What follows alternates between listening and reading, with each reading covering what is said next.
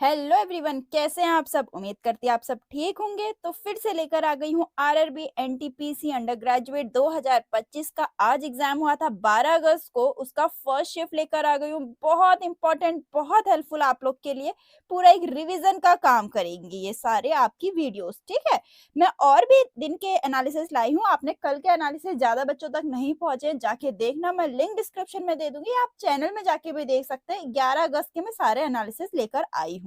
बाकी इससे पहले की भी 8-9 अगस्त सबके लेकर आई हूँ, जाके देखो। रिवीजन का काम करेंगे। इससे क्वेश्चन अगर आ गए आप लोग के तो बहुत हेल्पफुल है, और यही सेम क्वेश्चन नहीं भी आए तो मैं एक्सप्लेनेशन में सब कुछ लेकर आई हूँ, ठीक है। पूरे अच्छे क्वेश्चन सारे के हैं काफी।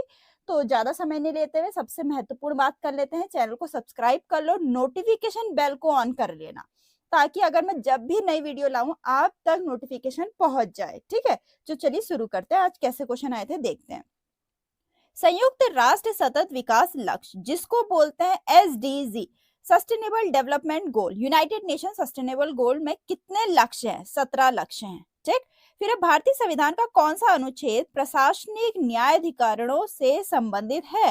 एडमिनिस्ट्रेटिव ट्रिब्यूनल से, आर्टिकल 323 ए, ठीक। तो जबकि भारतीय संविधान का अनुच्छेद 323 बी संसद और राज्य विधानसभा को कराधान, विदेशी मुद्रा, औद्योगिक विवाद, भूमि सुधार और चुनाव जैसे मामलों पर विवादों के निपटारे के लिए न्यायाधिकरण स्थापित करने का अधिकार रखता है। भारतीय संविधान का अनुच्छेद 323 लोक सेवा आयोगों की रिपोर्टों से संबंधित है। भारतीय संविधान के अनुच्छेद 323 दो के तहत राज्य लोक सेवा आयोग अपने प्रदर्शन पर राज्यपाल को वार्षिक रिपोर्ट प्रस्तुत करता है। मैं एक्सप्लेनेशन में इतने इंपॉर्टेंट पॉइंट्स लाई हूँ, इन पॉइंट से भी क्वेश्चन बन सकते हैं, ठीक। फिर है डैश ने ड्यूटेरियम की खोज की और 1934 में नोबेल पुरस्कार जीता। हेरोल्ड क्लेटन यूरे ने, उन्होंने 1934 में ड्यूटेरियम की खोज के लिए रसायनिक विज्ञान में नोबेल पुरस्कार जीता, ठीक। फिर है 25वें आईफा पुरस्कार समारोह का आयोजन जयपुर, भारत में 8 और 9 मार्च 2025 को किया गया था, जिसमें किस फिल्म को सर्वश्रेष्ठ फिल्म का पुरस्कार मिला? हमें ये भी पता चल गया, जो आईफा अवार्ड था उसका एडिशन 25वां था, ठीक है। तो मिला लापता लेडीज को, ठीक है। फिर है नागालैंड का प्रसिद्ध हॉर्नबिल महोत्सव डैश महीने में मनाया जाता है? दिसंबर में। तो हॉर्नबिल महोत्सव हर साल 1 से 10 दिसंबर के बीच नागालैंड में मनाया जाता है। यह महोत्सव कोहिमा जिले के अंतर्गत नागा हेरिटेज विलेज किसामा में नागाओं की श्रमबद्ध सांस्कृतिक विरासत और परंपरा को एक मंच पर प्रदर्शित करता है, ठीक। फिर एक कठपुतली एक पारंपरिक नृत्य शैली है जो किस राज्य में उत्पन्न हुई है? आप लोग अब कठपुतली बहुत जानने लगे हैं, तो आप लोग को पता होगा कहाँ, राजस्थान में, ठीक है। राजस्थान के अन्य लोक नृत्य है चक्री, गणगौर, झूलन लीला, झूमा, जुईसीनी, झपाल और काल बोलिया। फिर है संयुक्त राष्ट्र विकास कार्यक्रम, जिसको बोलते हैं यूनाइटेड नेशन डेवलपमेंट प्रोग्राम के 2025 मानव विकास रिपोर्ट में भारत का स्थान क्या था? तो 130 और स्कोर 0.685, ठीक। भारत के राष्ट्रपति कौन से विशेष अधिकार प्राप्त हैं? भारत के राष्ट्रपति के पास कई विशेष अधिकार हैं, जैसे जिनमें क्षमादान, सजा से छूट तथा दंड को निलंबित या माफ करने की शक्ति शामिल है। फिर है विश्व सुनामी जागरूकता दिवस कब मनाया जाता है? 5 नवंबर को, ठीक।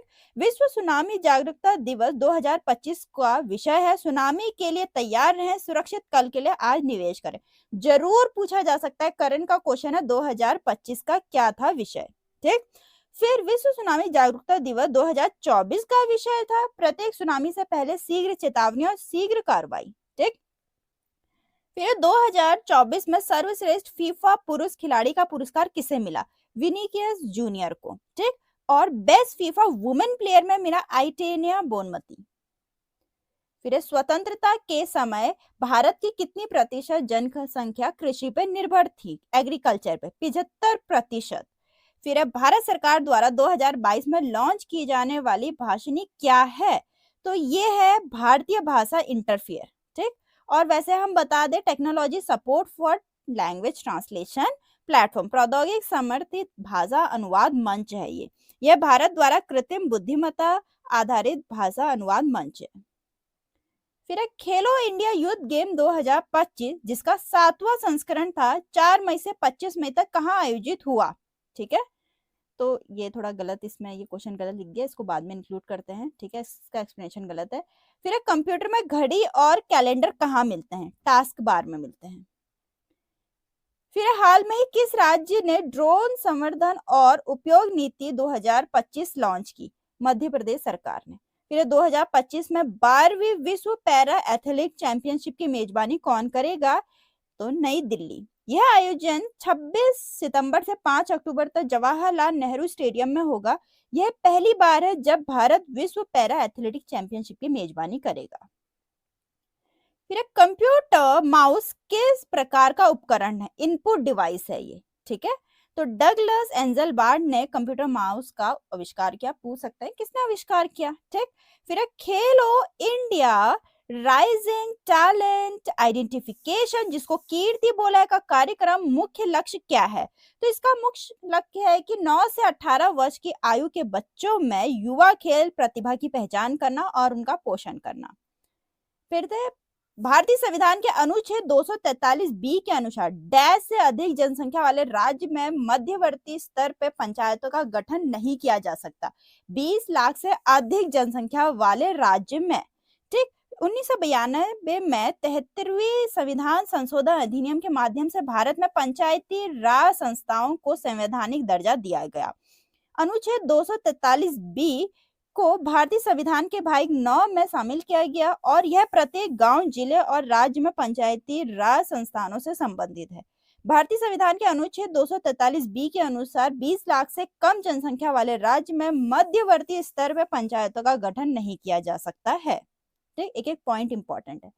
फिर भारतीय संविधान का अनुच्छेद 343 किस बारे में है? संघ की आधिकारिक भाषा के बारे में। संघ की आधिकारिक भाषा हिंदी और लिपि देवनागरी होगी। 1950 में संविधान के अनुच्छेद 3431 द्वारा हिंदी को देवनागरी लिपि के रूप में राजभाषा का दर्जा दिया गया और देश के संविधान के अनुच्छेद 343 से 351 तक राजभाषा संबंधी संवैधानिक प्रावधान किए गए हैं। कुछ भी पूछा जा सकता है, इसीलिए मैं सब कुछ ला रही हूँ एक्सप्लेनेशन में, ठीक। फिर भारतीय संविधान के अनुच्छेद 343(2) और 1949 में कहा गया है कि अंग्रेजी भाषा को आधिकारिक भाषा के रूप में प्रयोग किया जाता रहेगा। फिर भारतीय संविधान के अनुच्छेद 343(3) ने संसद को 25 जनवरी 1965 के बाद भी आधिकारिक उद्देश्यों के लिए अंग्रेजी के निरंतर उपयोग के लिए कानून द्वारा प्रावधान करने का अधिकार दिया। क्वेश्चन है, भारतीय संविधान का निम्नलिखित में से कौन सा अनुच्छेद पाकिस्तान से भारत आए कुछ व्यक्तियों के नागरिकता के अधिकारों से संबंधित है? आर्टिकल 6। भारतीय संविधान के अनुच्छेद 6 के अनुसार यदि कोई व्यक्ति 19 जुलाई 1948 से पहले पाकिस्तान से आया है तो उसे प्रवास की तिथि से भारत के क्षेत्र में सामान्य निवासी माना जाएगा। फिर 1526 में डैश ने पानीपत में इब्राहिम लोदी को हराया और दिल्ली और आगरा पे कब्जा कर लिया, बाबर ने।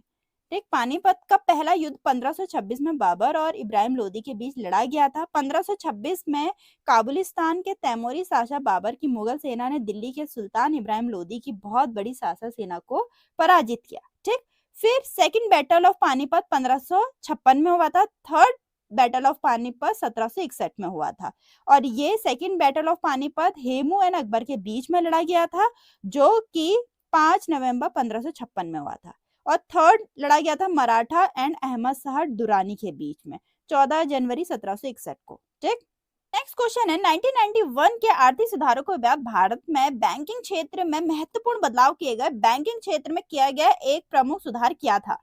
तो डीरेगुलेशन ऑफ इंटरेस्ट रेट। फिर पुलिस और लोक व्यवस्था विषय भारत संविधान की निम्नलिखित में से किस सूची के अंतर्गत आता है? स्टेट लिस्ट के अंदर आता है। ठीक है, राज्य सूची के अंदर। तो राज्य सूची में क्या आता है, संघ सूची में क्या आता है, वो मैंने सारा डिटेल में लिख रखा है आपके लिए, आप इसको पढ़ सकते हैं। ठीक है, फिर है 1947 के विभाजन के बाद निम्नलिखित में से किसने भारत की रियासतों को एकीकृत करने में निर्णायक भूमिका निभाई है? सरदार वल्लभ भाई पटेल ने। उन्हें भारत का प्रथम उप प्रधानमंत्री और गृह मंत्री नियुक्त किया गया। राज्यों को भारत में विलय स्वीकार करने के लिए प्रेरित करने वाले प्रमुख कारक लॉर्ड माउंटबेटन, सरदार वल्लभ भाई पटेल और वीपी मेनन के प्रयास थे। ठीक, फिर निम्नलिखित में से कौन सा देश भारत के साथ साझा नहीं करता है? श्रीलंका। श्रीलंका और भारत हिंद महासागर द्वारा अलग किए गए हैं। ठीक है, थोड़ा देखते हैं। भारत के साथ स्थलीय सीमा साझा करने वाले देश हैं चीन, भूटान, नेपाल, पाकिस्तान, अफगानिस्तान, बांग्लादेश, म्यांमार। भारत उत्तर में चीन, भूटान, नेपाल, पाकिस्तान और अफगानिस्तान के साथ सीमा साझा करता है। भारत पूर्व में बांग्लादेश और म्यांमार के साथ करता है। श्रीलंका, मालदीव, इंडोनेशिया भारत के साथ जल सीमा साझा करने वाले देश हैं। ठीक है, सीमा साझा वाले नहीं, जल सीमा वाले हैं। तो यही डिफरेंस है। ये कोई भी क्वेश्चन पूछा जा सकता है, हर एक पॉइंट इंपॉर्टेंट है। बहुत अच्छा है ये सारी सीरीज आप लोग के रिवीजन के लिए। वीडियो अच्छा लगे तो लाइक करना, चैनल को सब्सक्राइब करना ना भूलें और बेल नोटिफिकेशन जरूर ऑन कर लेना ताकि आप लोग तक सारी नोटिफिकेशन पहुंचे। तो मिलते हैं अपने नेक्स्ट वीडियो।